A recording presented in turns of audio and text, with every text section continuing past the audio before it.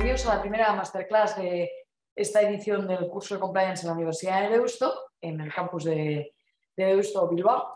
Y hoy es un honor poder contar con Ione Allende, ex alumna de esta casa, ¿vale? O sea, que vuelve a su casa a compartir con nosotros la experiencia que ha adquirido en su vida profesional en los últimos años. Ha sido una experiencia muy intensa. Ione no solo ha estudiado en Deusto, sino que también ha impartido sesiones y ha cursado estudios en el Centro de Estudios Garrigues en colaboración con la Universidad de Harvard.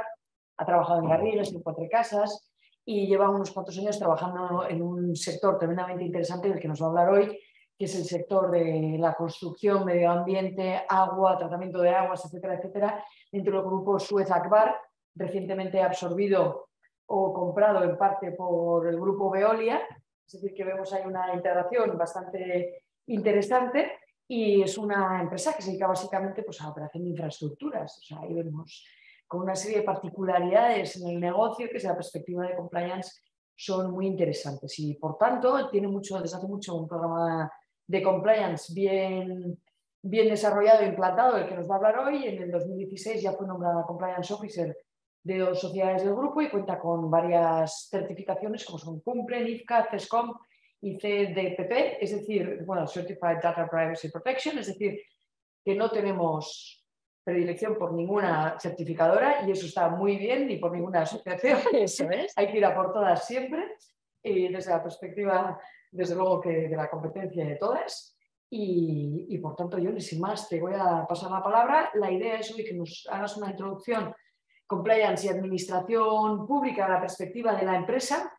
Un punto muy importante: hemos hablado en otras sesiones, que no sé si las has podido ver en la web, o en cualquier caso las podéis ver en la web cuando tengáis tiempo e interés, sesiones desde la perspectiva de la administración o incluso desde la perspectiva del Tribunal de Cuentas. Hemos tenido también una sesión en la que ya se habla de esa parte final, ¿no?, de todo el proceso de compliance y demás, desde la perspectiva de la administración, qué es lo que se puede aprender y demás. También desde la perspectiva de los órganos de control, como puede ser la CNMC, también hemos tenido sesiones. Y hoy vamos a hablar desde la perspectiva de la empresa, y para ello pues contamos con Ione. Sin más, te cedo la palabra. Iremos pescando si hay preguntas en el chat, te las haré al final. Los que queráis hacer preguntas aquí, los que estáis presencial, pues las hacéis alto y espero que las oigan bien online, y si no, las reproduciremos. Y los que estéis online, por favor, plantead las preguntas en el chat y las iremos leyendo a continuación. Y muchas gracias. Sin más, te cedo la palabra. Vale. Adelante. Pues muchas gracias a ti, Julia, y a la Universidad de Deusto por invitarme hoy a estar aquí con vosotros en esta masterclass. A nivel personal, porque efectivamente esto implica volver a casa, y a nivel profesional, sobre todo lo agradezco en representación del grupo empresarial al que estoy vinculada, porque implica un reconocimiento de que las cosas a nivel de compliance se están haciendo bien, ¿no? Y bueno, por último, agradeceros a todos los asistentes vuestra presencia hoy con nosotros. Espero que esta charla os resulte agradable, sea interesante y bueno, y cumpla las expectativas, ¿no? Hoy vamos a hablar del compliance y el sector público desde la perspectiva de la empresa. Y es que a la hora de contratar, la administración pública, sabéis que tiene que satisfacer unas necesidades de interés general con unos fondos públicos. Tiene una posición preponderante debido a las prerrogativas que tiene concedidas, ¿no?, de modificación de los contratos, de interpretación y demás. Y eso hace que las reglas del juego para contratar con la administración pública sean mucho más estrictas que lo que implica la contratación entre particulares, ¿no?, que en definitiva se rige por la autonomía de la voluntad. Tú eliges con quién contratas, cómo contratas, por qué precio contratas, y en cambio en la contratación pública tenemos que sujetarnos a unas reglas mucho más complicadas que dan lugar a todo el derecho de la contratación pública. ¿Esto qué va a implicar? Un mayor riesgo de incumplimiento, y por eso las empresas privadas que actuamos como licitadoras y que contratamos con el sector público, necesitamos tener programas de compliance y necesitamos que estos sean robustos, eficaces y específicos, ¿no? Pero claro, esto hay que ponerlo en liza, porque hay que buscar un equilibrio a la hora de diseñar e implementar estos programas de compliance. Somos empresas privadas y nuestros accionistas quieren rentabilidad. Entonces, hay que guardar un equilibrio porque no se pueden gastar recursos innecesariamente, ¿vale? O sea, tenemos que conseguir que estos programas estén reforzados, que nos otorguen sus garantías, pero gastando los recursos necesarios, ¿vale? A ver, y empezamos. Yo os voy a hablar desde mi experiencia personal y para eso quiero hablaros de dónde vengo, que ya os lo anunciaba Julia. A ver.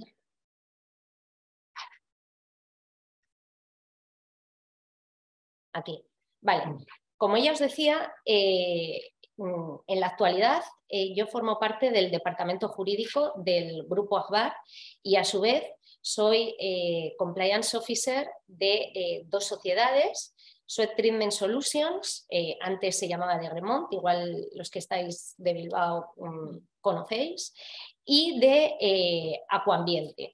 ¿Vale? Son dos sociedades pertenecientes al Grupo Agbar. El Grupo Agbar es líder y pionero en nuestro país en la gestión del ciclo integral del agua y concretamente nosotros en estas dos sociedades a lo que nos dedicamos es al diseño, a la construcción y a la operación de infraestructuras del agua. Son las plantas depuradoras, las plantas potabilizadoras, las plantas desalinizadoras que veis últimamente tanto en las noticias, ¿no? Con los temas de la sequía. Son grandes infraestructuras.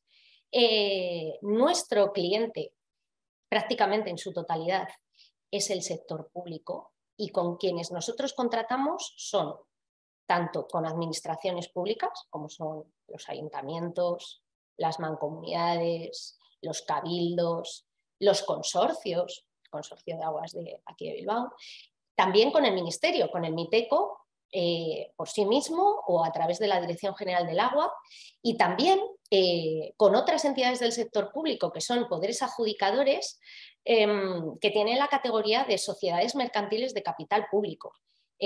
Conoceréis algunas, como por ejemplo el Canal de Isabel II en Madrid, Aquamed, Aguas de las Cuencas de España, Aquaes. Estos son algunos de nuestros clientes, ¿no? Nosotros aquí en las sociedades de las que yo soy Compliance Officer tenemos una cifra anual de negocio que ronda, para que os hagáis una idea de dónde nos movemos, los 200 millones de euros, ¿vale? Anualmente que se contratan al sector público.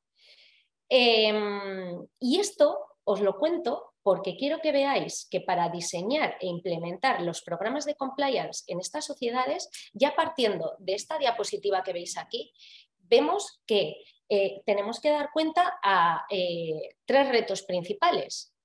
Uno, el de tener un programa de compliance reforzado que nos otorgue las garantías necesarias para poder contratar con el sector público.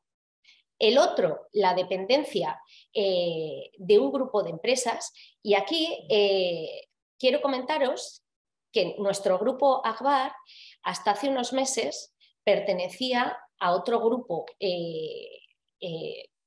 medioambiental que se llama Suez.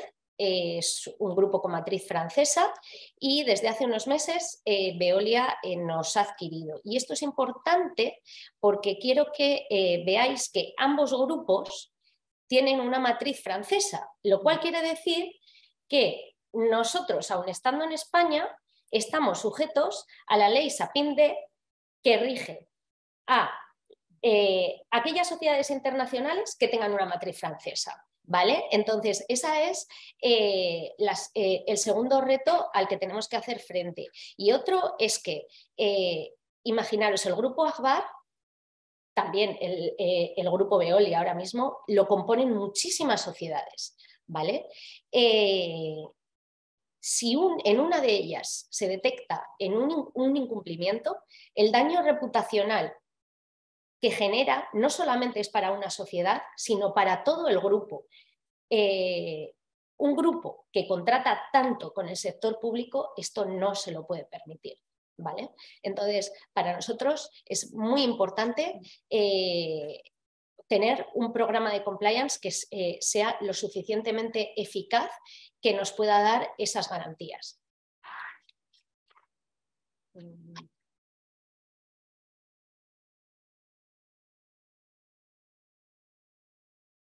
Vale.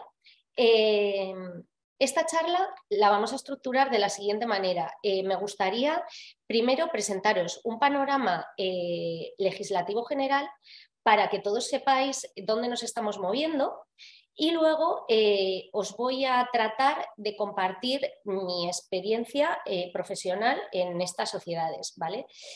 Entonces, yo quiero empezar diciendo que la corrupción es cosa de dos. Y la administración pública tiene que proteger la integridad pública en la contratación.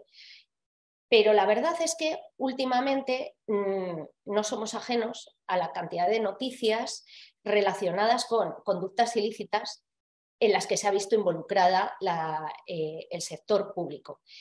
Esto hace que esa imagen de integridad pública quede muy menoscabada y que la opinión que tiene el ciudadano sea bastante desfavorable.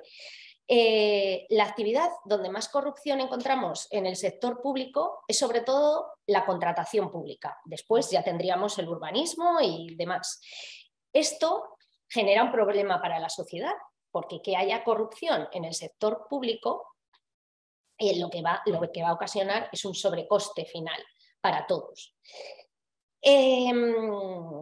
Conocemos todos que desde el año, me atrevería a decir, desde la mitad de la década de los 2000, empezamos a ver que las conductas ilícitas del sector público empiezan a ser perseguidas, ¿no?, con la salida a la luz de muchas grandes tramas de corrupción. El sector en el que yo me englobo no ha sido ajeno a estas tramas de corrupción y hemos podido detectar tramas de corrupción en el sector, y, como por ejemplo el Gürtel, el caso Bárcenas, el caso 3%, el caso del canal Isabel II, el caso Aquamed, son clientes nuestros.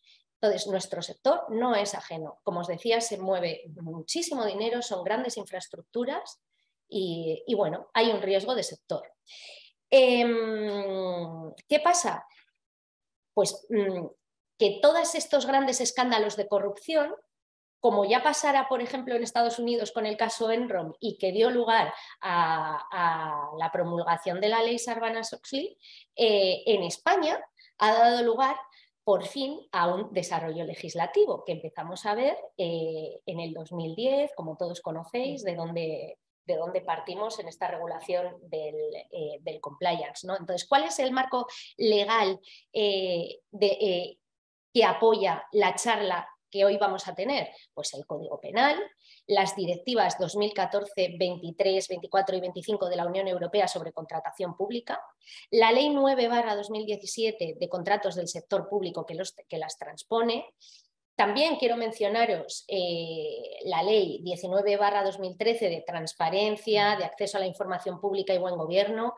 Hablaremos también de dos normativas, como son el proyecto legislativo de protección al denunciante y de la orden 1030/2021 de gestión de los PRTP, de los planes de recuperación, transformación y resiliencia.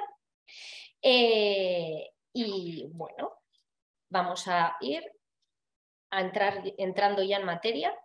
me vais a perdonar porque no controlo bien el ordenador. Vale. No, me lo he pasado.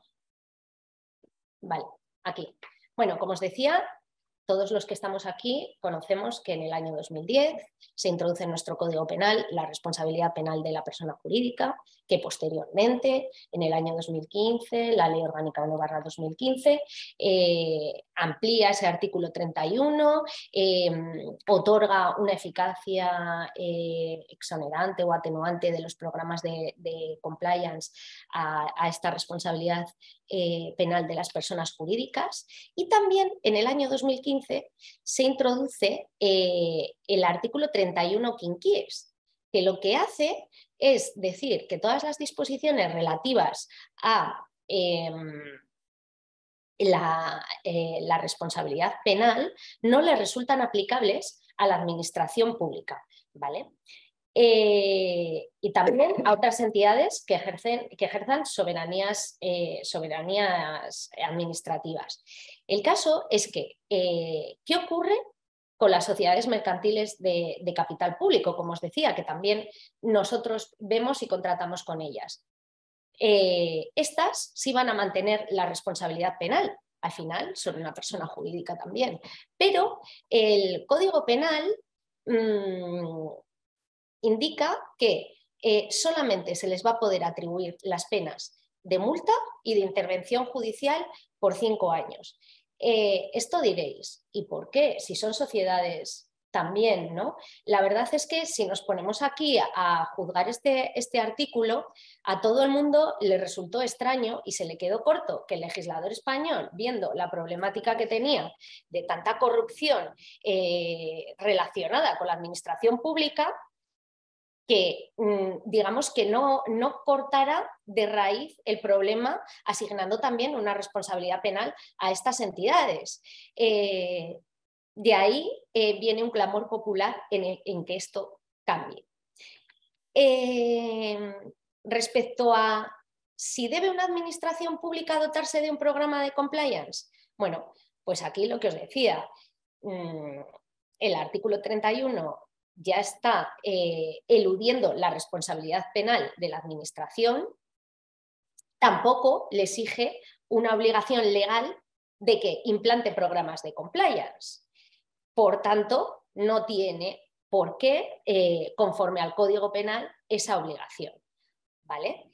Sí es cierto que la Ley 19/2013, que os decía antes, sí viene a imponer una serie de controles de acceso a la información, de transparencia y de buen gobierno, pero en ningún caso exige un programa de compliance como tal. Está claro, por tanto, que la motivación para una administración pública para que se dote de un programa de compliance no va a ser la posibilidad de tener una responsabilidad penal, pero tiene que ser la de mantener la integridad pública y ampararse en un criterio de ejemplaridad para todos como administración pública que es.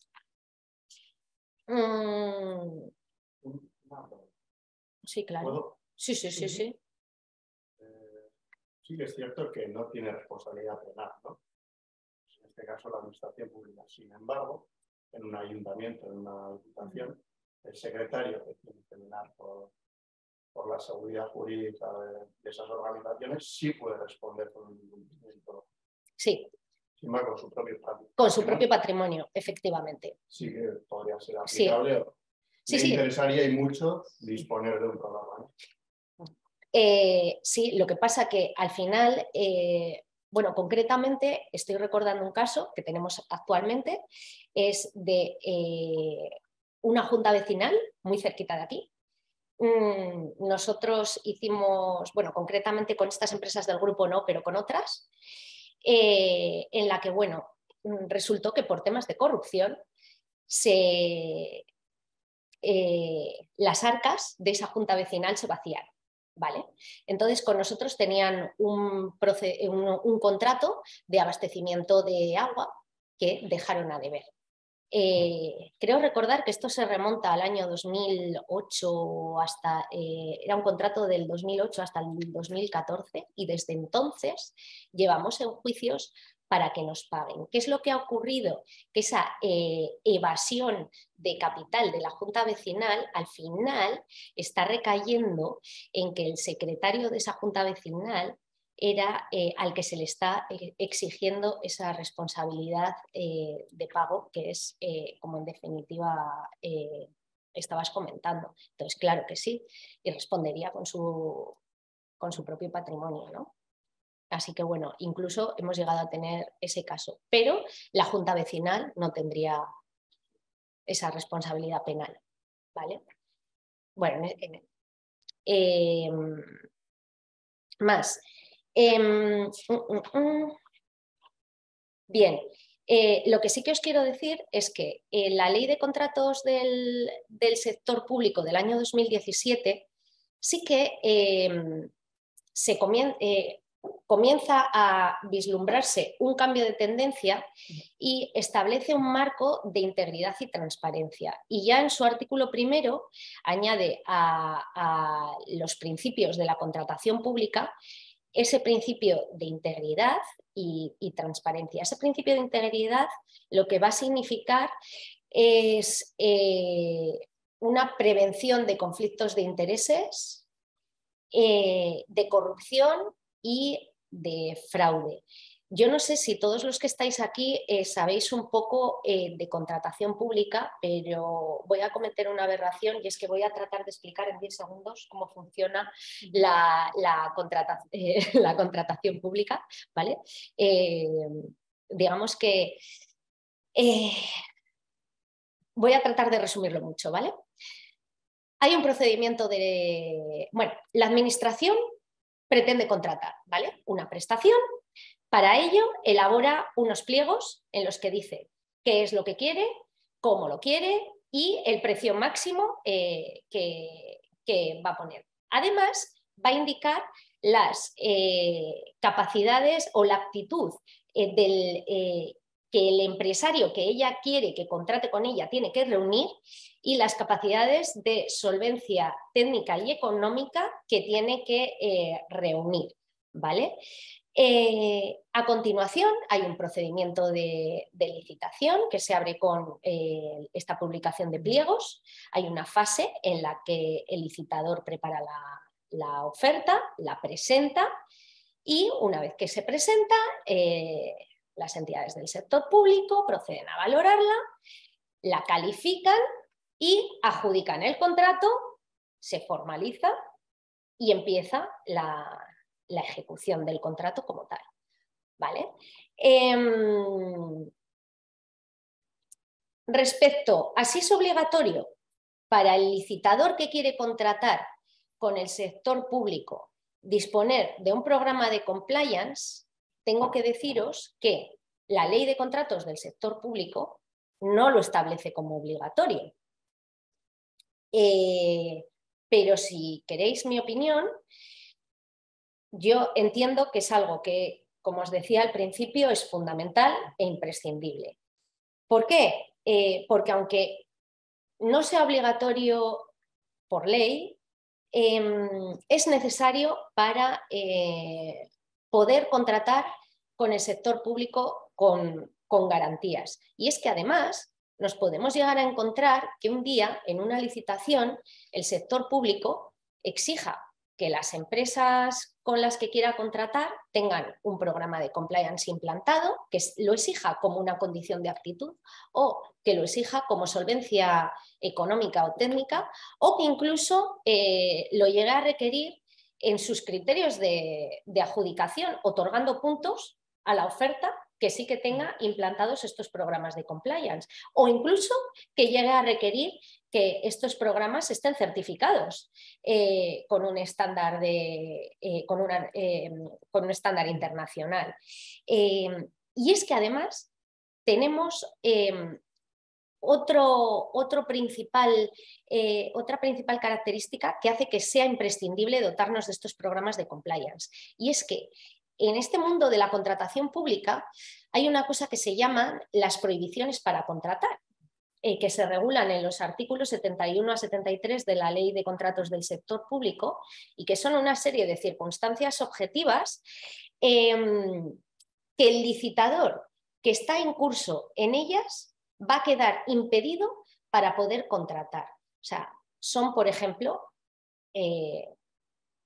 haber estado condenado por sentencia firme por todos los delitos que se establecen en el catálogo de delitos de la responsabilidad penal de las personas jurídicas, haber sido condenado con una sanción administrativa por infracción grave en alteraciones de derecho de la competencia, materia medioambiental, cuestiones de igualdad, haber mentido en una declaración responsable de las que se presenta en un procedimiento de contratación pública, haber incumplido las obligaciones esenciales del contrato, no cumplir con las obligaciones de seguridad social en materia tributaria y demás con el Estado. Bueno, digamos que hay un catálogo de prohibiciones para contratar muy extenso, ¿no? ¿Y qué es lo que ocurre con los programas de compliance? Pues veréis que el artículo 72.5 dice que en el caso de que tú estés incurso o que haya sido sancionado por una infracción grave administrativa, pero tengas un programa de compliance o hayas pagado la multa, no se podrá declarar esa prohibición para contratar y, por tanto, quedaría excluida, ¿no? Os tengo que decir también, antes de que se me olvide, que personalmente mi experiencia respecto a lo que os decía antes, de que la administración pública puede llegar a requerir estos programas de compliance en sus pliegos, mi experiencia personal hasta la fecha es que todavía no los han pedido, ¿vale?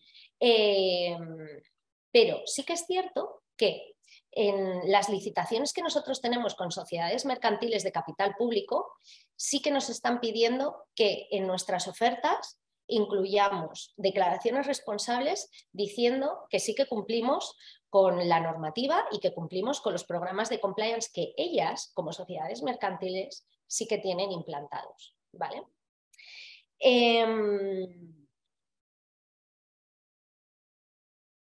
Vuelvo otra vez al tema de las prohibiciones para contratar, perdonadme, y es que para que estas prohibiciones para contratar se tengan por no tenidas en cuenta, el programa de compliance que tiene que tener el licitador tiene que ser un programa eficaz y que sirva para que una infracción de este tipo no se vuelva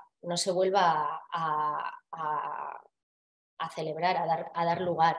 Y para eso no vale un make-up compliance ni un fake compliance. O sea, tendremos que acreditar que realmente nuestro programa cumple con estas expectativas. Y más, respecto al compliance en las fases de la contratación pública, os tengo que decir que la Ley de Contratos del Sector Público permite que el órgano de contratación haga una serie de consultas al mercado, ¿no? Que se llaman consultas preliminares al mercado a los operadores económicos, de cara a preparar la licitación. Esto lo vemos mucho, sobre todo en sectores como el nuestro, que son tan tecnológicos, los que, bueno, pues el órgano de contratación comienza a consultar con diferentes empresas: oye, yo quiero hacer esta planta de tratamiento de aguas, ¿qué tecnología me recomiendas tú que se ponga aquí? ¿Cuál es tu solución y cuál es tu solución para yo poder sacar un anteproyecto en mis pliegos, ¿no? Eso... La Ley de Contratos del Sector Público lo viene a regular y dice: ojo, esto se va a poder hacer, claro que sí, pero con las debidas garantías y que no suponga falsear la competencia, ¿vale? O sea, todo tiene que estar claro, todos tenemos que conocer que esto se está haciendo y que no pueda favorecer a unos en vez de a otros. Lo mismo para elaborar los pliegos. Antes era muy habitual que que bueno, pues encontrarte pliegos en los que se definía el producto que solamente podía dar un suministrador. No se decía exactamente quiero a tu suministrador, pero se daba toda la descripción completa, que estaba claro que solamente podía dar un suministrador. Entonces, bueno, eso no se puede hacer. Y hay que también tener en cuenta que los criterios de adjudicación que lleve esa oferta sean justos, que estén conformes con el objeto del contrato y que efectivamente no puedan falsear la competencia ni beneficiar a unos licitadores en vez de a otros. En la fase de ejecución de los contratos también nos podemos encontrar algunos temas relacionados con el compliance, que puede ser que el órgano de licitación comience a imponer como una penalidad el incumplir la normativa o incurrir en corrupción o en algún fraude o en una duplicidad de pagos. O que incluso lo incorpore como una causa de resolución contractual, que hasta ahora no nos hemos encontrado, pero podemos llegar a encontrarlo. Y es que os quiero decir que el panorama está cambiando, ¿no?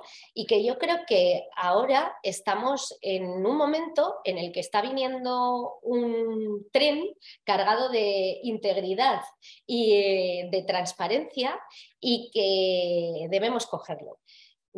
Por mi experiencia, yo en los últimos años sí que os puedo decir que estoy viendo un cambio y una evolución a la hora de contratar con la administración pública, no solamente en el grupo del que yo provengo, sino respecto a todo el sector en el que, bueno, vas viendo que hay un cambio de mentalidad, ¿no?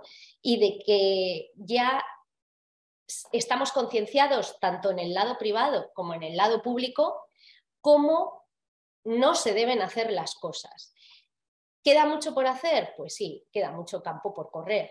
Pero si bien hablábamos antes y decíamos que el legislador español se había quedado a medias, ¿no? Y había excluido esa responsabilidad penal de la administración, no exigía planes de prevención penal a la administración pública, Europa lo cambia todo. Europa viene y a partir de ahora yo creo que esto va a suponer una revolución y un aterrizaje de, pues eso, de la integridad y la transparencia en el sector público. ¿Cómo?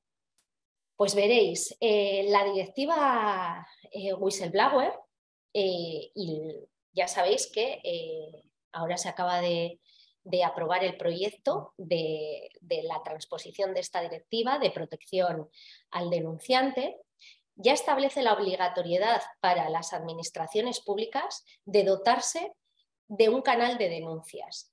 Esto es extremadamente importante porque estoy segura de que hay muchos funcionarios públicos que conocen o que han conocido irregularidades. O sea, me estoy acordando que la trama Gürtel la destapa Ana Garrido, creo que se llamaba. Bueno, recuerdo que los testimonios de esta señora eran brutales, había sufrido depresión, acoso y demás, porque ella había destapado toda esa trama de corrupción. Entonces, yo estoy segura que hay muchos funcionarios públicos que conocen si es que existe corruptela en el órgano en el que trabajan. Entonces, esta ley yo espero que les proteja y que sirva para erradicar este tipo de conductas. Y además tenemos que señalar que en el contexto de los fondos Next Generation se publica esta orden, la orden 1030/2021, que establece la gestión del plan de recuperación, transformación y resiliencia. Y el artículo 6 proclama el deseo de que la Unión Europea, en este contexto de los fondos Next Generation, que ya sabéis que hay 750.000 millones de euros que la Unión Europea pone en juego para acabar con para restablecerse, digamos, de las consecuencias de la pandemia y volver a activar la economía. De ese fondo, en España nos tocan 140.000.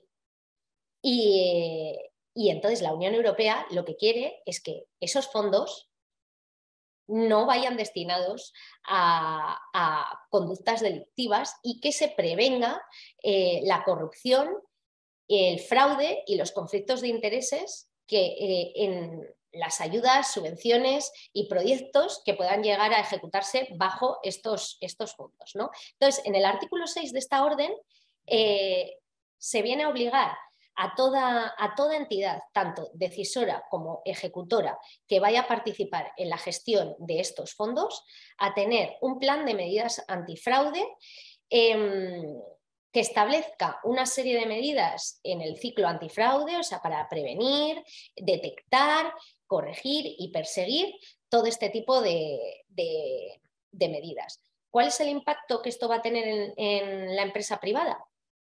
Pues que todas esas empresas que quieran contratar con el sector público bajo estos fondos van a tener que presentar, porque les obliga esta orden, una declaración responsable que está prevista en el anexo 4C, diciendo que se comprometen a respetar los principios transversales.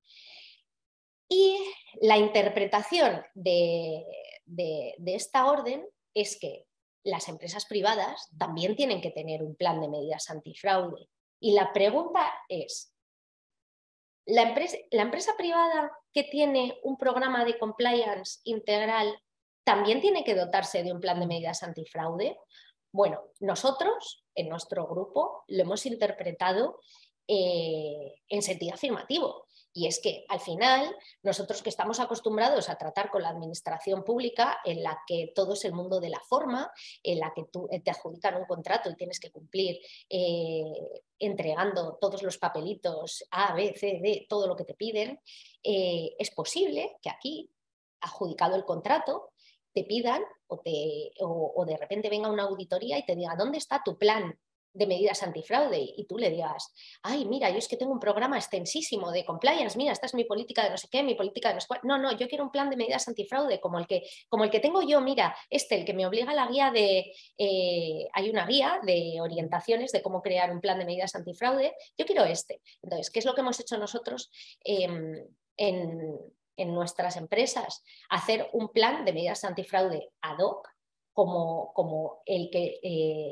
está previsto en la guía, aprobado por nuestro órgano de administración, que nos garantice que nuestra empresa va a pasar ese requisito, ¿vale?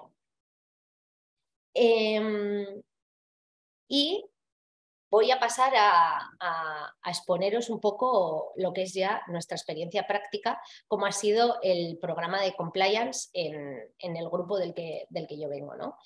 Y bueno, como decíamos, para el año 2010, cuando en España se introduce la responsabilidad penal de la persona jurídica, nuestro grupo, altamente comprometido con este tema de la ética y sobre todo por el tema reputacional, ya teníamos cositas implantadas. Teníamos un código ético para todo el grupo, teníamos una guía de prácticas éticas, teníamos un oficial de ética para todo el grupo a nivel internacional y además teníamos una auditoría externa que nos valoraba, que era la Good Corporation, y que nos daba un sello diciendo que nuestro grupo estaba comprometido con las prácticas éticas y el cumplimiento normativo.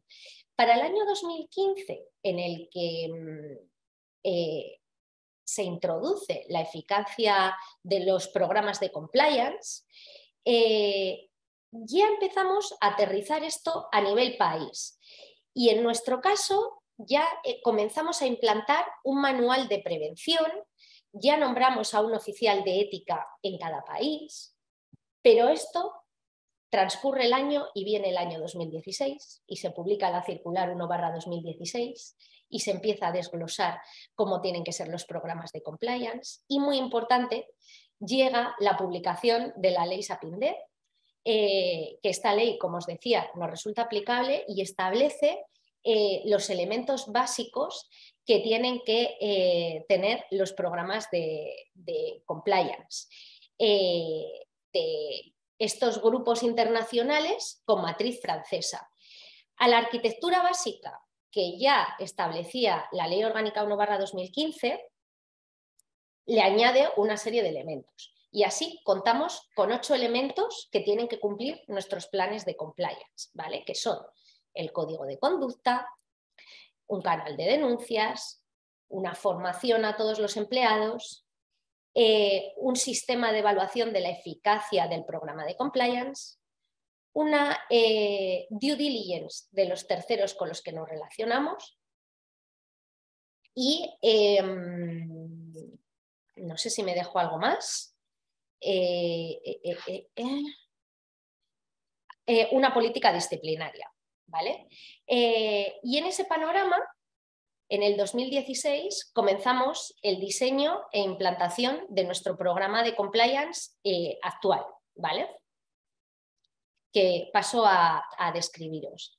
En ambas sociedades de las que yo soy compliance officer, que se dedican a la misma actividad social, tenemos un programa de compliance simétrico, así que yo voy a hablar de mi programa de compliance en singular, ¿vale?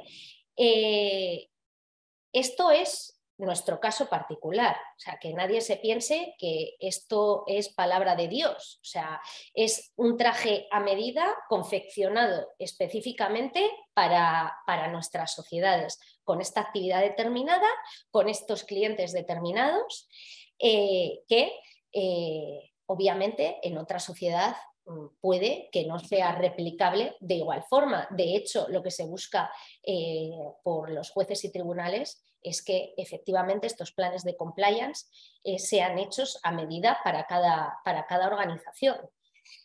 Tengo que decir que esta implementación del programa de compliance se lleva a cabo y ha sido tan exitoso por la implicación del órgano de administración y de la dirección de estas empresas. Sin ese top from the top del que hablamos en compliance, hubiera sido imposible llevar esto a cabo porque se necesita un apoyo incondicional por su parte, ¿vale?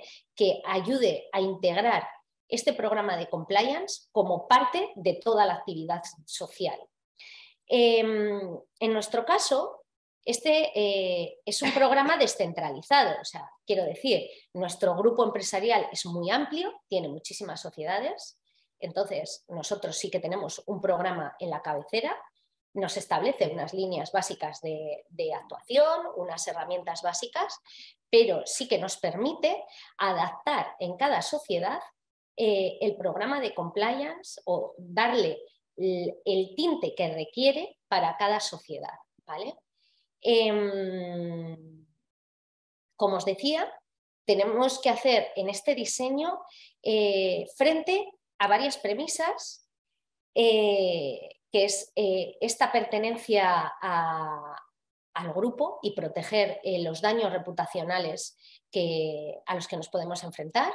Tenemos que cumplir con la ley Sapin-D y lograr un programa de compliance que sea reforzado para que nos permita contratar con el sector público con todas las garantías.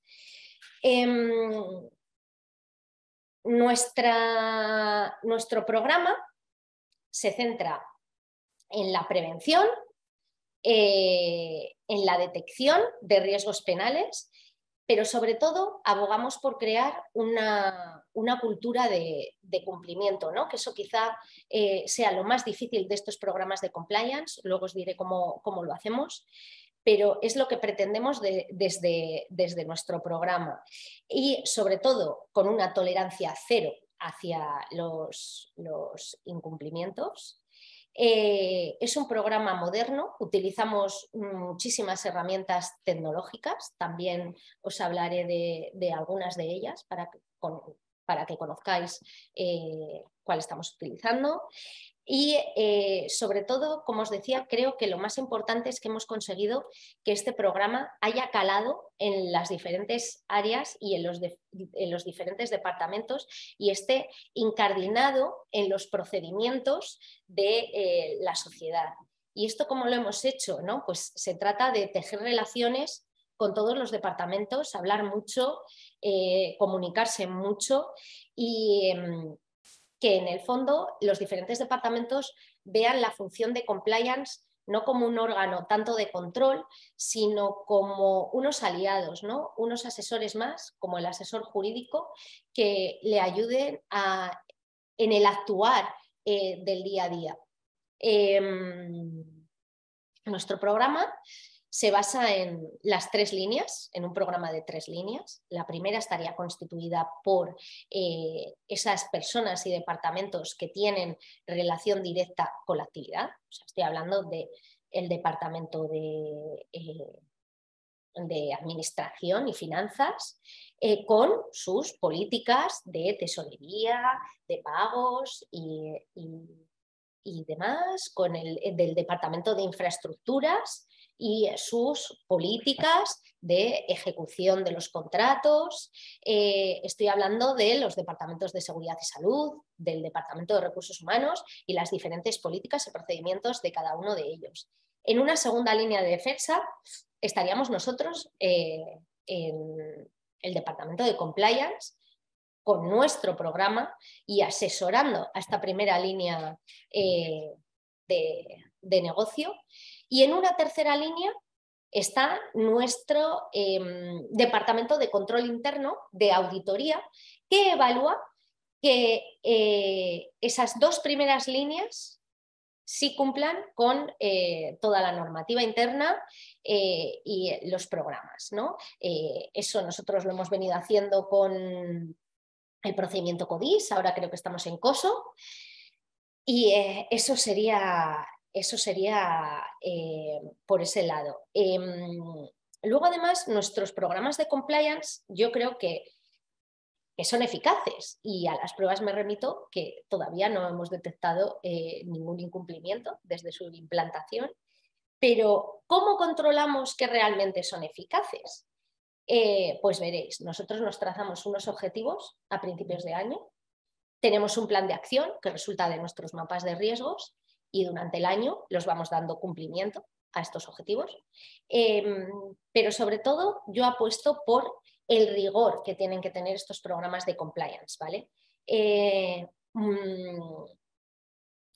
Por lo menos el nuestro lo que tiene es mucha trazabilidad, muchas evidencias. Tratamos de hacer informes de todo lo que consideramos necesario y utilizamos KPIs. Aquí me voy a adentrar ya y, por ejemplo, para ilustraros, ¿no? O sea, aparte de los informes que nosotros podamos hacer de nuestras investigaciones, si nosotros de repente vemos una noticia que sale en prensa que nos puede relacionar, o sea, aunque no haya venido por nuestro canal de denuncias, ni sea una denuncia, ahí empezamos una investigación y hacemos un informe, ¿vale? Llegamos a hacer informes en la pandemia. La pandemia del COVID supuso un escenario empresarial desconocido en el que de repente se empezaron a tomar muchas decisiones y desde la parte de compliance dijimos, oye, muy bien, mandáis a toda la gente a casa a trabajar. Resulta que de repente empiezan los ERTEs. Bueno, cuidado, vamos a hacer un informe desde la parte de compliance en el que documentemos todo lo que estamos haciendo para crear una diligencia y una trazabilidad de la toma de decisiones que está habiendo en la empresa y de que todo lo estamos haciendo correctamente, ¿no? Para apoyar esa gobernanza y ese buen gobierno de la sociedad. Utilizamos muchos libros registro en nuestro programa y sobre todo a la hora de reportar en nuestras memorias incluimos muchos KPIs, como os decía, relacionados con la formación, cuántas formaciones hacemos, la asistencia, el KPI sobre nuestro canal de denuncia. Tratamos de conseguir KPIs de todo, ¿no? Entonces, pues bueno, voy a ir hablando de los diferentes elementos que contiene nuestro programa de compliance y aquí os voy diciendo, pues bueno, lo que podemos hacer.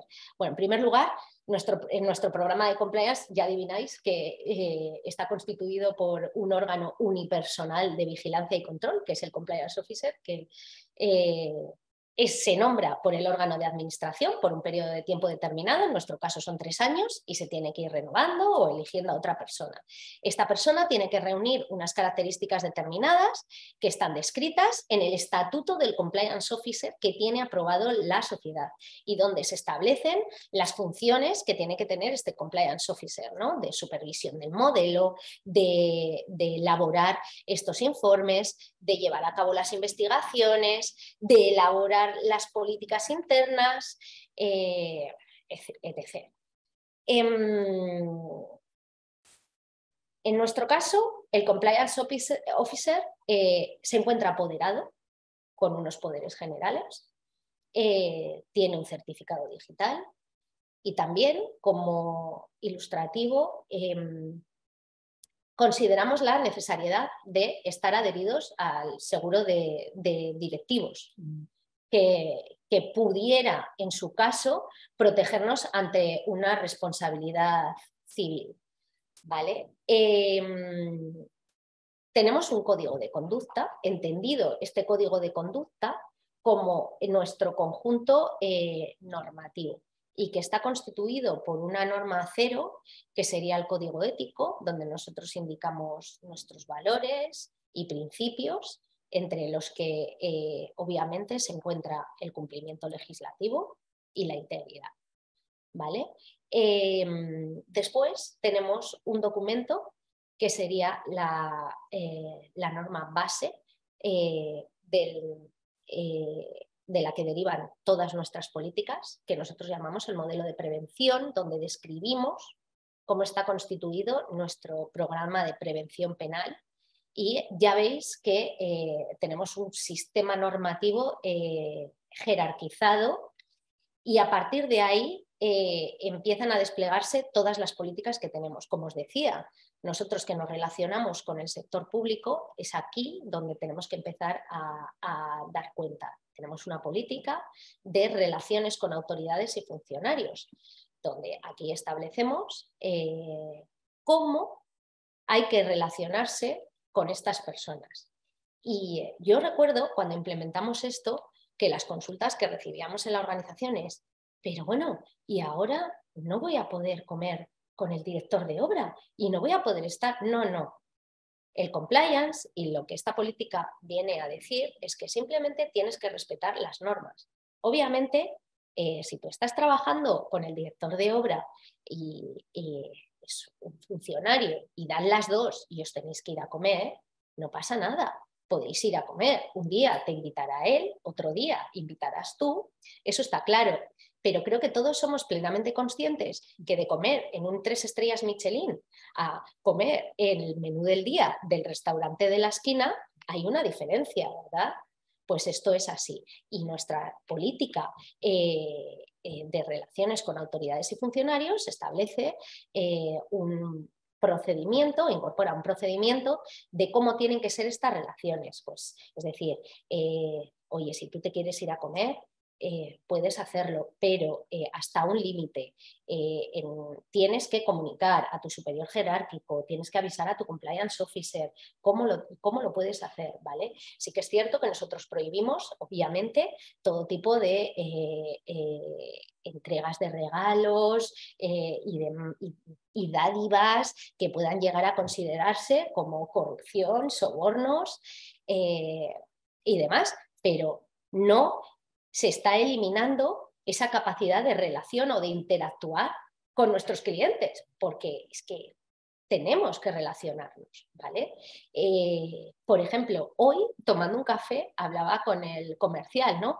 Y me decía, oye, pues es que a fulanito le atendían muy bien porque es que siempre llevaba a las secretarias de los clientes ramos de flores, cajas de bombones y demás. Oye, y que le echaron para atrás una liquidación porque le mandaban rosas a la secretaria. Ya, ¿tú lo entiendes como compliance? Pues claro que lo entiendo.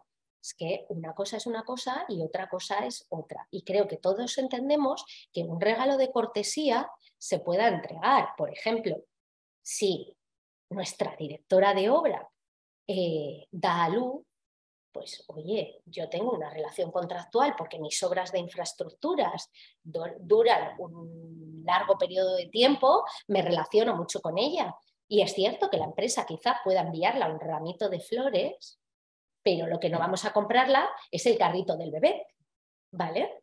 Y es que esto que os puede parecer dantesco, se venía haciendo. Esto se hacía, ¿vale? Y gracias a Dios, como os decía, creo que está habiendo una tendencia al cambio. También tenemos una política de relaciones con el sector privado y esto nos va a afectar a cómo nos relacionamos con nuestros proveedores, con nuestros subcontratistas y otros socios de negocio. Aquí también vemos una parte de conflictos de interés.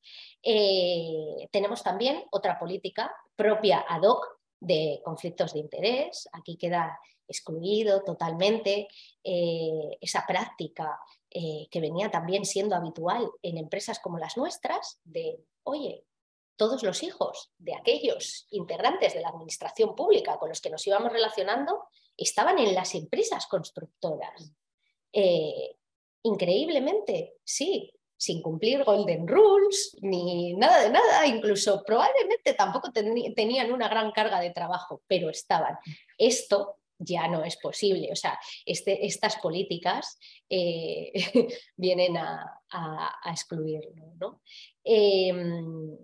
Tenemos también políticas de patrocinios y mecenazgos. Esto ocurre también en nuestra actividad.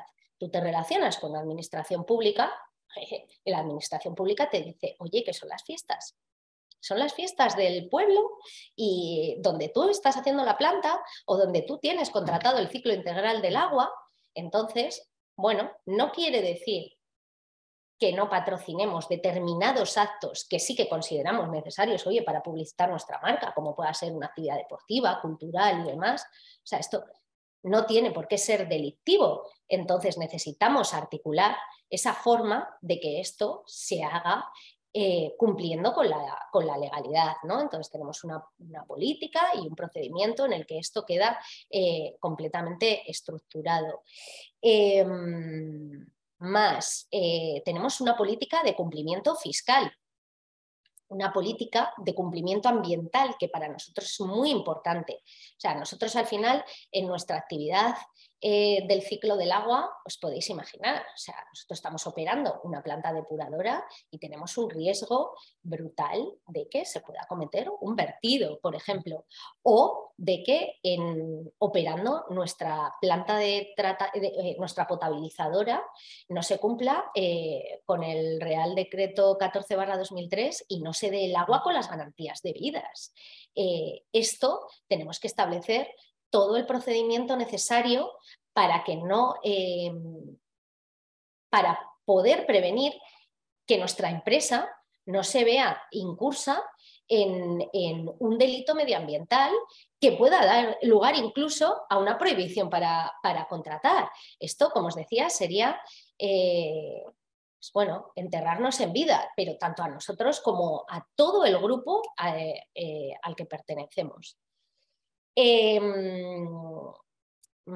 Tenemos una política de uso de los dispositivos informáticos. Muy importante, es una política que no está directamente vinculada con nuestra actividad o nuestros clientes. Esta es una política que veréis en todo tipo de organizaciones. Y yo creo Bueno, tenemos una política de privacidad del canal, tenemos también una guía de ética en las relaciones comerciales que venía de nuestro antiguo accionista y con eso yo creo que estaría plenamente integrado el conjunto normativo que tenemos en la sociedad. Bien, ahora bien, esto está muy bien, puedes tener una serie de políticas. ¿Esto cómo lo trasladamos a nuestros empleados, que al final es a los que aplica? Porque en definitiva, lo que nosotros vamos a tener que hacer es un control interno hacia nuestros empleados o nuestro mayor riesgo, ¿no? Entonces, ¿cómo vamos a procurar o cómo vamos a procurar que esto se cumpla? Pues bien, lo que hacemos es hacer firmar a nuestros empleados un documento en el que diga que han leído todas estas políticas, que las conocen y que se comprometen a cumplirlas y que en el caso de incurrir en algún conflicto de interés nos lo van a comunicar. Pero ahora bien, nos enfrentamos al siguiente problema y es que yo os he hablado de muchísimas políticas. Es decir, esto cuando un empleado llega o cuando lo implantamos, resulta que tú lo imprimes y es un tajo así de políticas que en la actividad diaria de las empresas, que todo el mundo vamos a 1000 por hora, pues probablemente no todo el mundo lo lea. Entonces, ¿cuál es una buena práctica que venimos aplicando nosotros?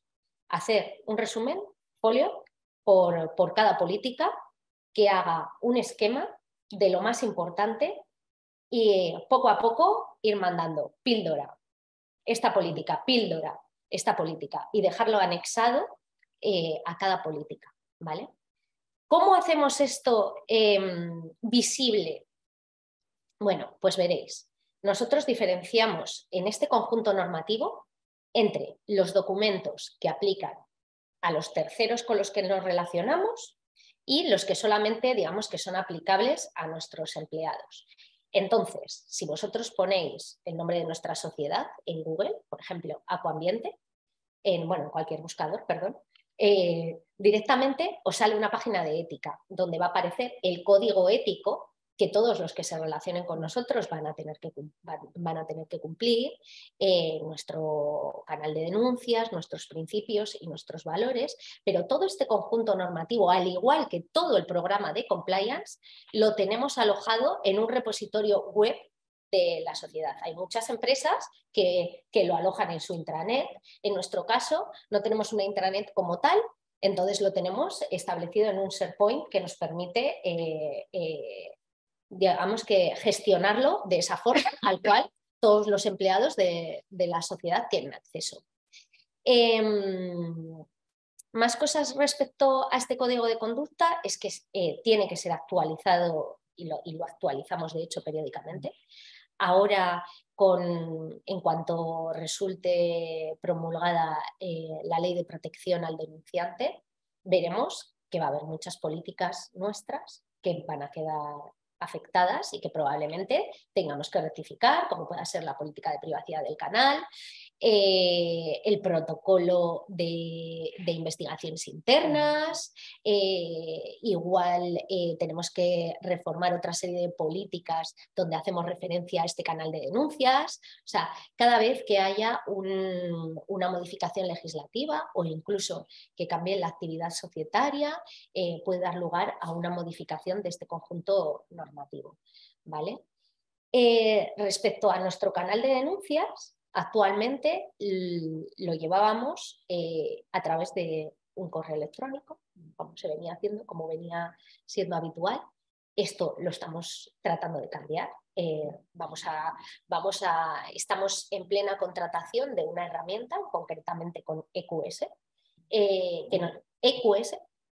que nos va a permitir cumplir con las garantías que se nos pide desde este proyecto de ley de protección al denunciante.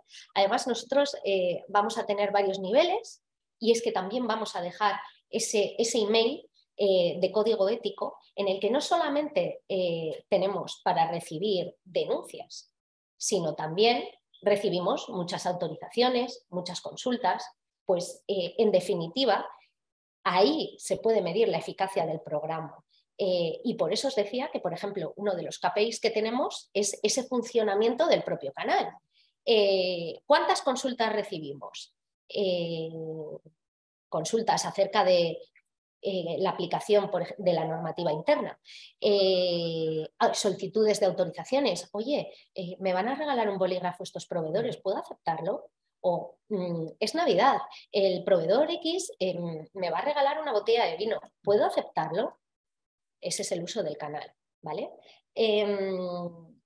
Y de ahí sacamos una serie de, pues eso, de indicadores que nos permiten demostrar la eficacia. Antes de que se me olvide, que hemos hablado antes de los regalos y de los patrocinios, se me olvida deciros que llevamos unos libros registros de todas las atenciones que o bien entran o bien salen de la sociedad, igual que de los patrocinios. También tenemos un libro de registro de todos los patrocinios que se hacen, por qué se hacen, a quién se hacen y por cuánto se hacen, ¿vale? Respecto, no sé cómo voy de tiempo. Vale. Respecto a la evaluación de riesgos en la sociedad, en nuestro caso, relacionado con la actividad en la que nos encuadramos y con los clientes que nos relacionamos, ya podéis intuir que nuestros riesgos penales inherentes más elevados van a ser el riesgo de cohecho, el de tráfico de influencias, el de financiación ilegal de partidos políticos, también el delito medioambiental, delitos contra la salud. Entonces, estos son los riesgos más elevados a los que nos estamos enfrentando desde la sociedad. ¿Cómo hacemos esta evaluación de riesgos nosotros? Y aquí creo que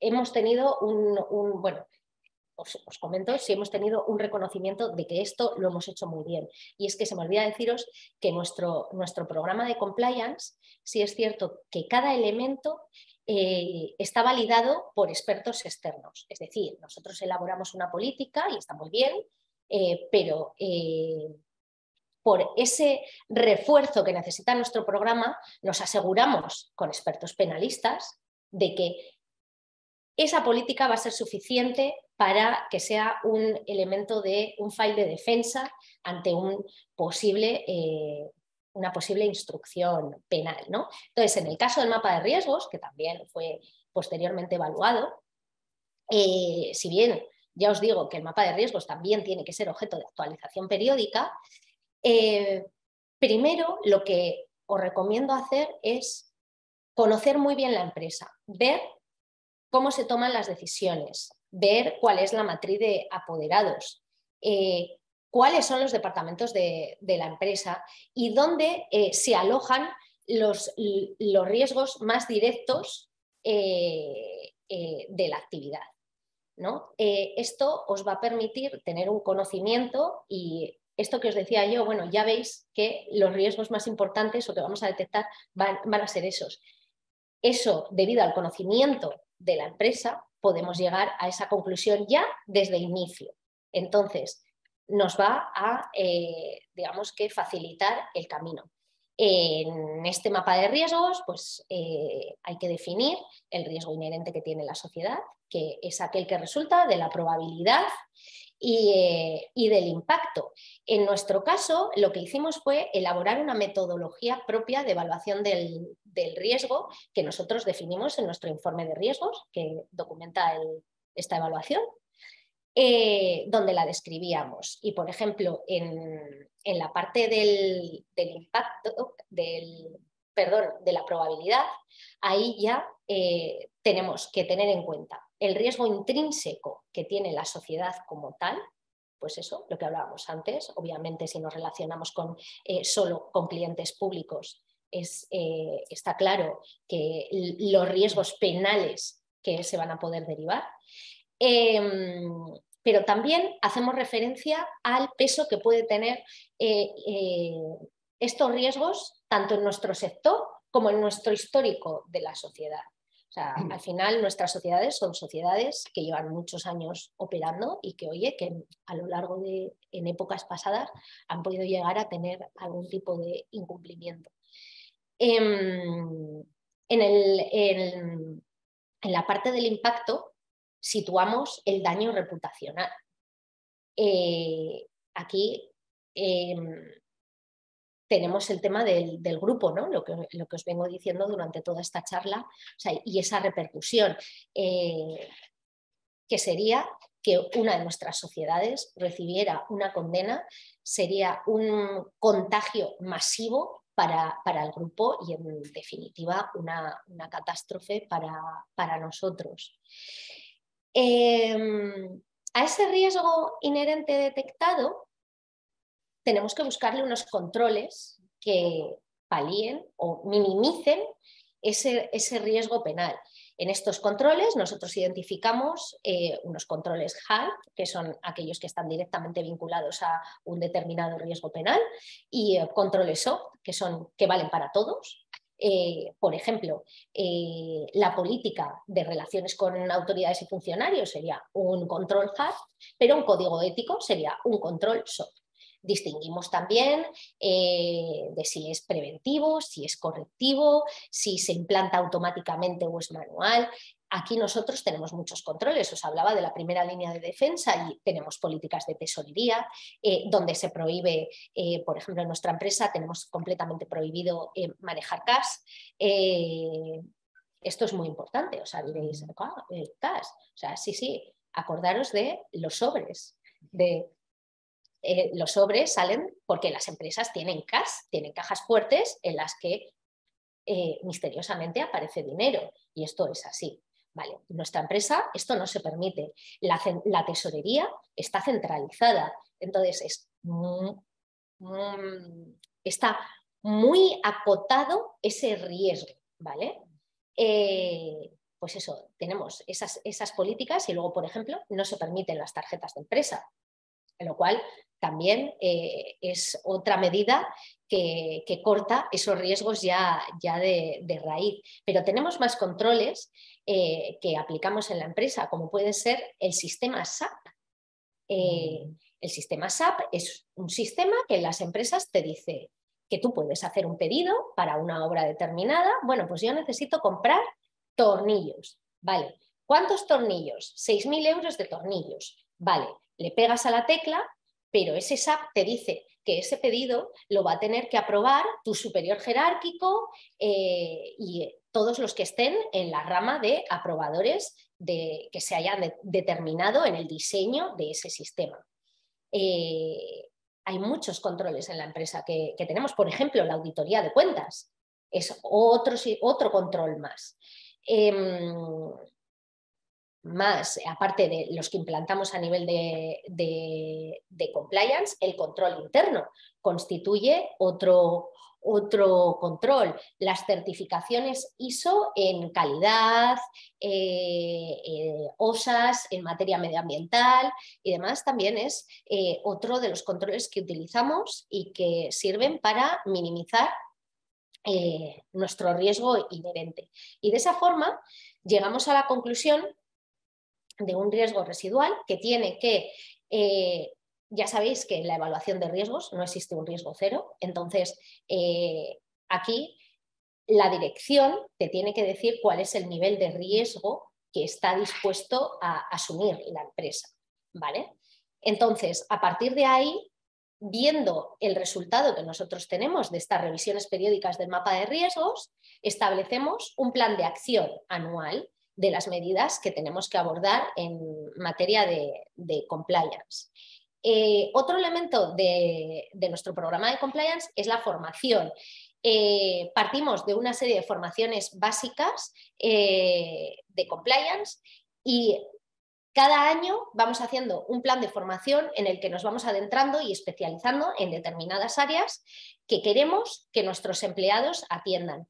Y es que no solamente hemos llegado a hacer formaciones para empleados, sino que esto es interesante y es que hemos hecho formaciones también para algún proveedor que lo hemos considerado necesario o con algún socio de negocio. tenemos un protocolo disciplinario que nos permite que en el caso de detectar algún incumplimiento, este pueda ser sancionado. Es decir, creo que todos sois conocedores de que un programa de compliance no es la panacea, o sea, no nos va a evitar que pueda dar lugar a un ilícito penal, o sea, que de repente el trabajador X, por su cuenta y riesgo, cometa una conducta delictiva. Pero sí que con este protocolo sancionador nosotros vamos a poder actuar sobre esa conducta, oye, y podremos imponerle las sanciones que el Estatuto de los Trabajadores nos permita imponerle. Tenemos también un protocolo de investigaciones internas, donde se detalla cómo tenemos que llevar a cabo estas investigaciones en el caso de recibir alguna denuncia, cómo se tiene que quedar constancia de toda la investigación realizada en un informe que bueno, permita dar cumplimiento. Creo que el tema de las investigaciones es quizá uno de los retos que mayor envergadura tiene para los compliance officers. Al final, un mapa de riesgos, nosotros lo hacemos sentados en nuestros despachos, pero intervenir en una investigación yo creo que es de las tareas más complejas a las que en esta función de compliance nos podemos enfrentar, ¿vale? A la hora de determinar también la eficacia del programa de compliance, creo que también lo constituyen los recursos financieros que destinas al compliance. Y aquí también está directamente vinculado esta dirección general, ¿no? Y este órgano de administración y su compromiso. Y al final, para que algo funcione, tienes que gastar. O sea, es así. Es así, o sea, no se puede tener un programa de prevención a coste cero. O sea, esto no puede ser. ¿Cuáles son los costes que nosotros nos encontramos en nuestra sociedad en materia de compliance? Validaciones externas, informes que pedimos a nuestros expertos externos, cuando obviamente nosotros no somos expertos en todo y necesitamos del asesoramiento experto de determinados profesionales, ¿no? Como puede ser de Julia en materia de competencia o otros expertos penalistas con los que nos relacionamos. También donde invertimos mucho en formación. En formación aquí tenemos un gran coste, pero también invertimos en herramientas, invertimos en manuales, invertimos en viajar a congresos de las asociaciones que decíamos de compliance, en las propias asociaciones de las que formamos parte.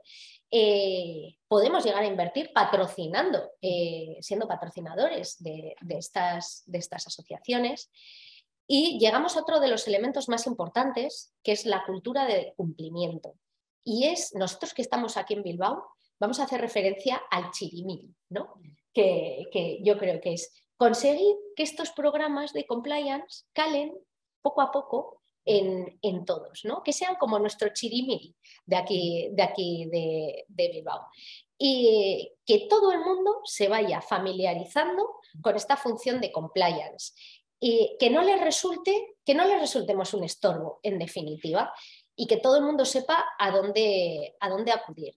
¿Cómo conseguimos esto? Pues ya os lo decía antes, comunicándonos mucho, con muchas formaciones, reuniones, sensibilizaciones. O sea, yo recuerdo que ha habido temporadas que todos los viernes mandaba una píldora sensibilizadora, los viernes a las 12. ¡Pum! Un email de compliance. Oye, acordaros que tenemos esta política. O, oye, chicos, es la temporada de Navidad. Acordaros que si alguien recibe algún regalo, lo primero que tiene que hacer es recordar que tenemos un programa de compliance y que tenéis que preguntar si se puede aceptar o no. Que o sea, nosotros prohibimos la recepción de regalos, pero hombre, si es un bolígrafo de un proveedor, pues obviamente podemos autorizar a ese trabajador a que lo reciba, ¿no? O sea, se tiene que valorar.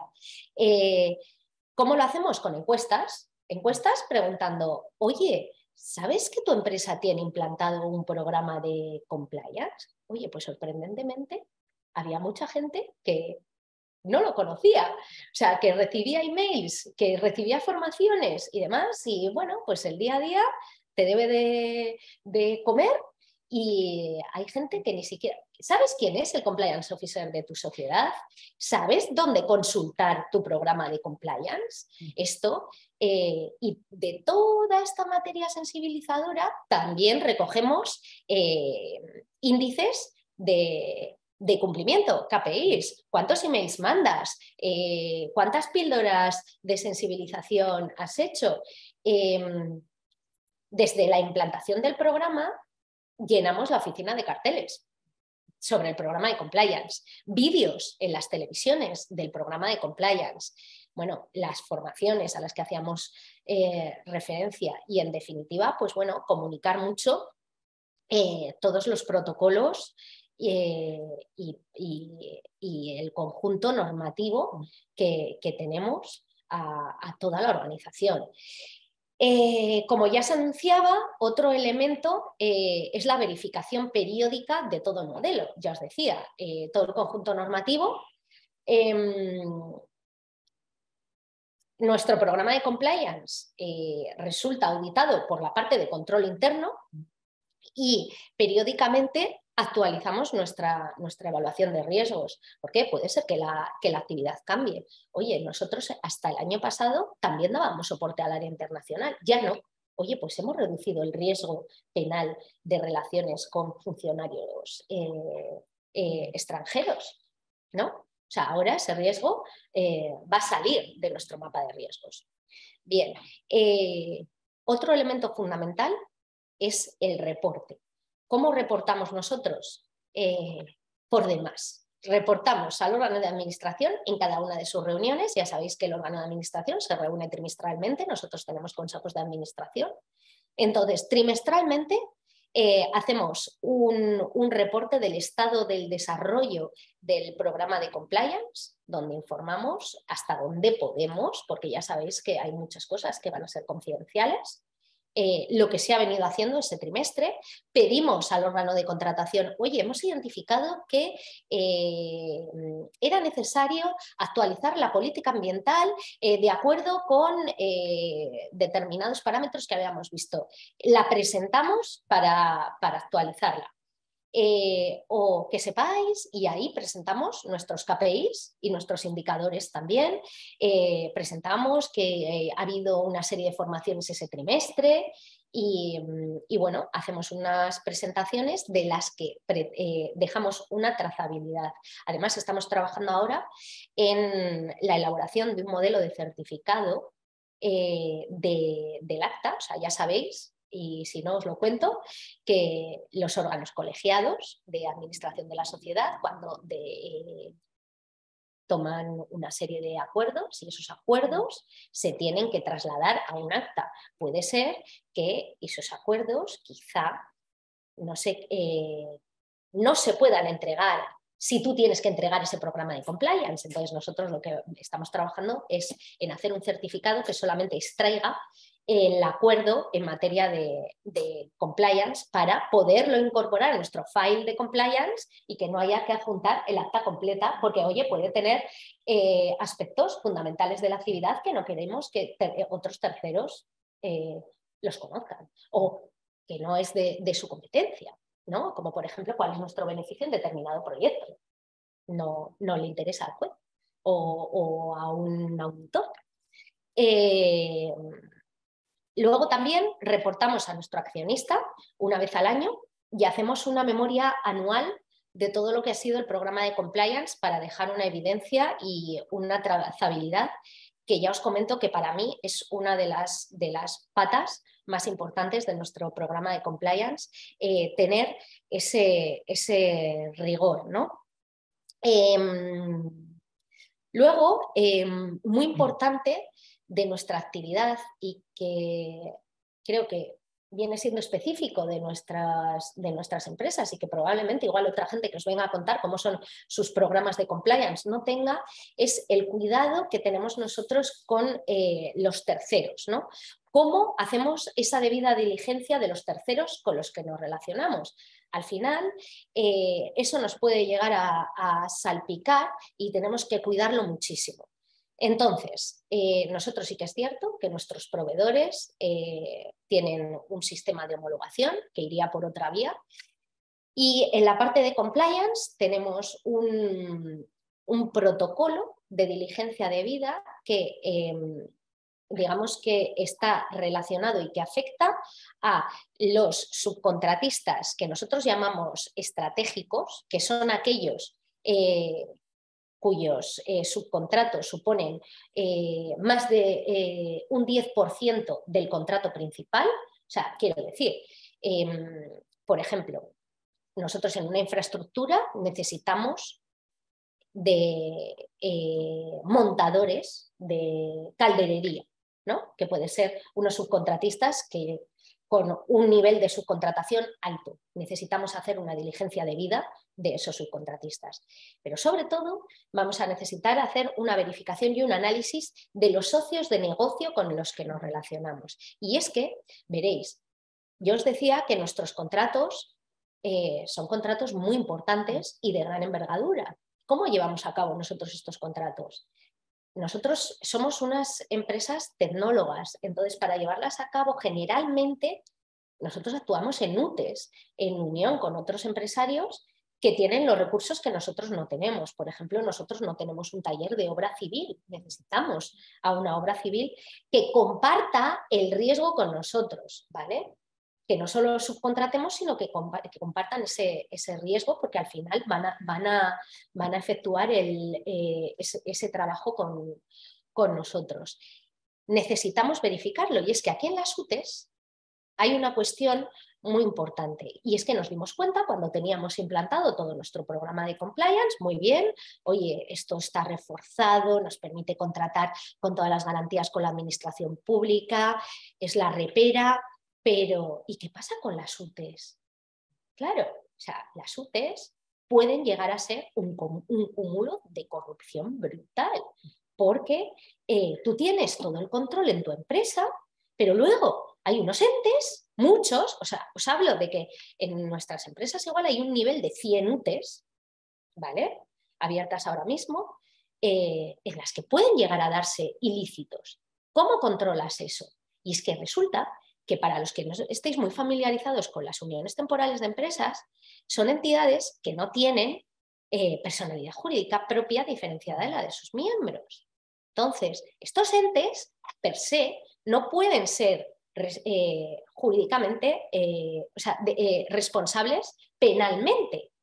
¿Qué ocurriría? ¿Podría llegar a saltar esa responsabilidad a los socios cuando se da en esa UTE un ilícito penal? Pues vimos que había una necesidad de proteger este área. Y es que, además de hacer una verificación de los socios de negocio con los que vamos a ir, a través de otra serie de herramientas informáticas, como son las que utilizamos Acceso, Kroll, hemos utilizado también LexisNexis, vamos a utilizar ahora Catalyst. También tenemos un protocolo de UTEs, que esto ha sido, ya os digo, esto digamos que lo hemos implementado nosotros, o sea, no conozco a ninguna otra empresa que lo tenga, donde establecemos un sistema de programillas de compliance para las UTEs, ¿vale? Y decimos, oye, UTE, o bien te adhieres al compliance del socio, o bien te adhieres al compliance nuestro, o bien implantamos un programa de compliance como tal que tenga que ser aprobado en el primer comité de gerencia de esta UTE y del que haya un control por parte de otro órgano de supervisión y vigilancia. Tenemos también en nuestro área de negocio relacionado con esto y con nuestra actividad y nuestros clientes, otro procedimiento de contratación de intermediarios comerciales, asesores de negocio. Me explico y diréis, ¿quién son estos? Y es que estaréis, bueno, habéis oído hablar de que en esas corruptelas de la administración pública había conseguidores. Bueno, creo que el último caso que saltó en prensa fue el de Luis Medina, ¿no? Con las mascarillas de la pandemia. Esos son los que nosotros llamamos los conseguidores, intermediarios comerciales. Bien, bueno, pues esto es necesario regularlo porque puede llegar a ser una práctica completamente ilícita. Esto nosotros lo vimos y hicimos también un procedimiento en el que hacemos una evaluación exhaustiva de este tercero y de la prestación de servicios que nos está dando. O sea, que realmente necesitamos contar con ese servicio, de que realmente se está prestando ese servicio y de que, oye, no te contratamos a ti porque resulta que eres el íntimo amigo, el primo, el vecino del que está sentado en la mesa de contratación y que gracias a que tú le vas a decir, oye, por favor, ¿le puedes dar el contrato a esta empresa que, oye, es muy maja? No, esto no puede ser así y es necesario regularlo. Y por último, porque creo que ya me estoy pasando de hora y estoy yendo muy rápido, voy con los planes de medidas antifraude, que como ya os había avanzado antes, en nuestro caso hemos optado por aprobar un plan de medidas antifraude que siga el modelo del que está en la guía, de las orientaciones de los planes de medidas antifraude de las propias administraciones públicas, que nos permita poder cumplir con este requisito en caso de que no sea exigido. Casualmente hoy ya están llegando, hemos tenido las primeras licitaciones que están llegando con cargo a los fondos Next Generation, hoy justo antes de venir. Han llegado 2 licitaciones, o sea, el viernes pasado se aprobó el PERTE de la digitalización del agua que a nosotros nos afecta y esto ya está aquí y bueno, veremos a ver si nos piden o no estos planes de medidas antifraude. En cualquier caso, nosotros nos hemos anticipado, o sea que creo que es muy importante tener esa capacidad de anticipación de medidas, o sea, de anticiparnos a todos los requisitos que nos puedan venir en el área de compliance.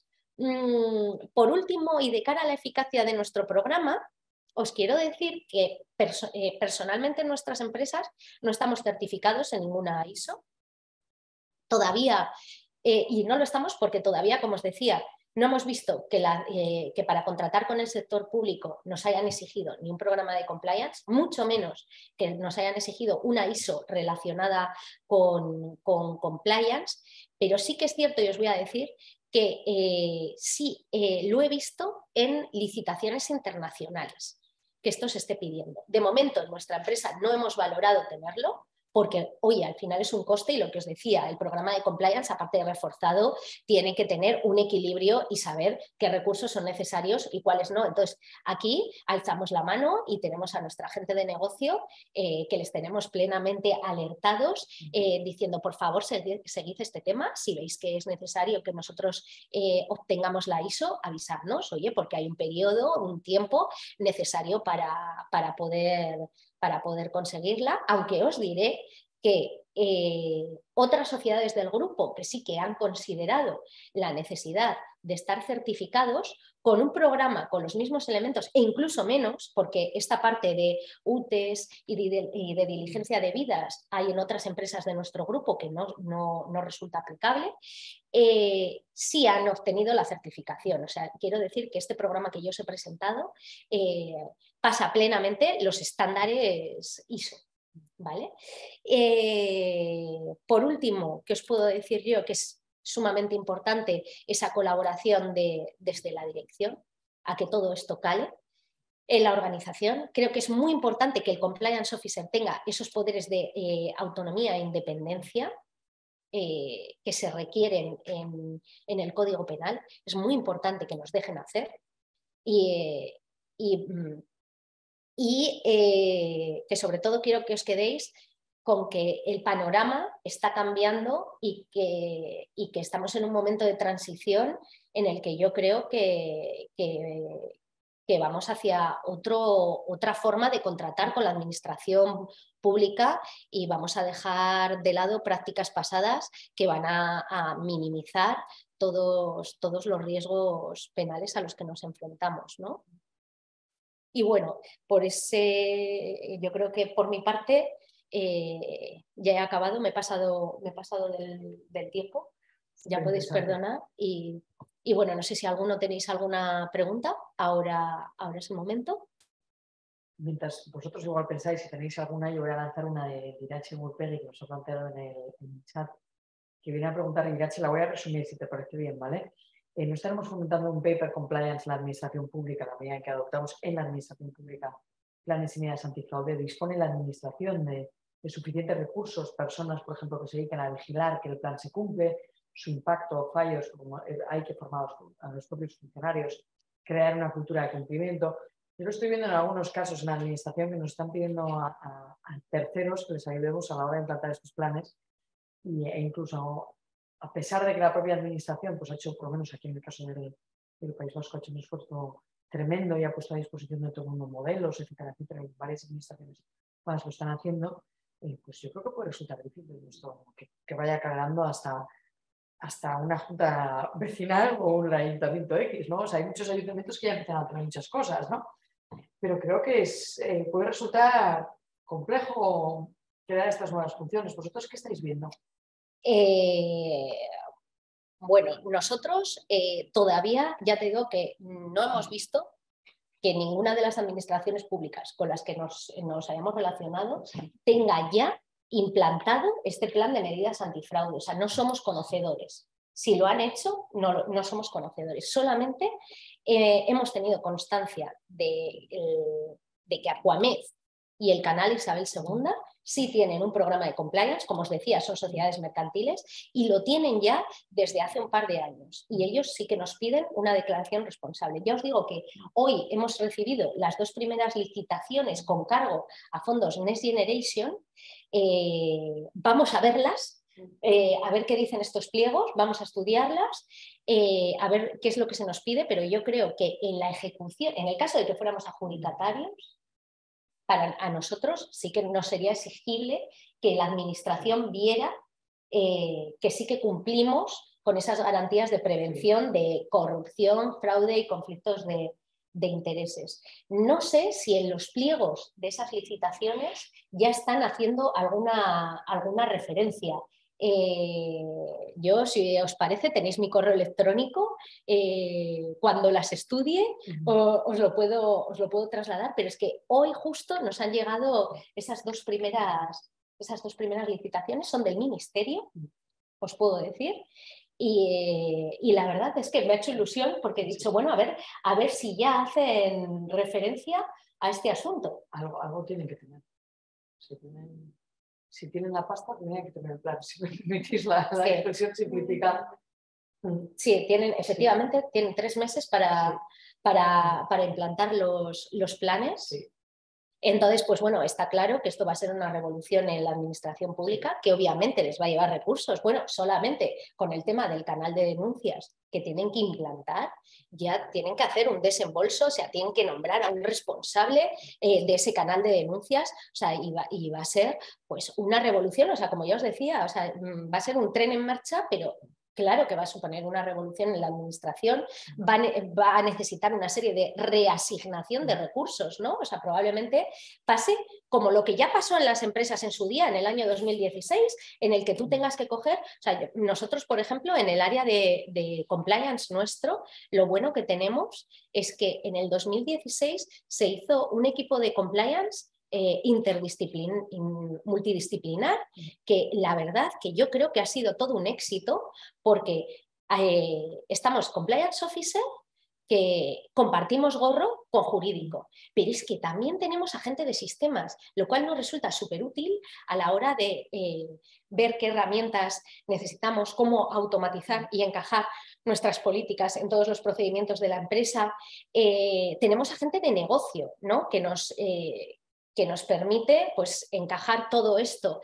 Y esta disparidad de perfiles enriquece estos programas. Creo que esto es extrapolable, esto que ya ocurrió en el 2016-2017 en el ámbito privado, creo que se debe de extrapolar ahora a la administración pública y, oye, asignar a determinados perfiles el cumplimiento de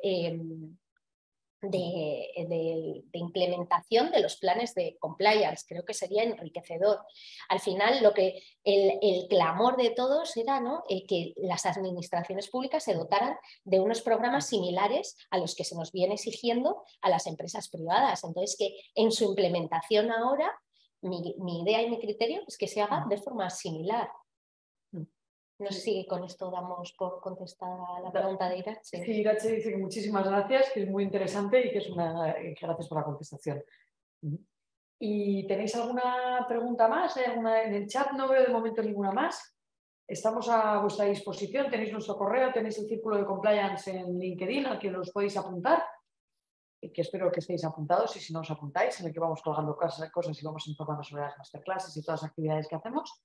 Y nos vemos mañana en el curso y en los próximos días en la siguiente sesión de Masterclass. Muchísimas gracias, Yone, por tu tiempo. Muchísimas gracias a todos vosotros. Ha sido un placer estar hoy aquí y lo dicho, espero que la charla os haya parecido agradable, que haya satisfecho todas vuestras expectativas y yo estoy a vuestra disposición. Aquí tenéis mi correo electrónico para todas las dudas que tengáis como compañera vuestra.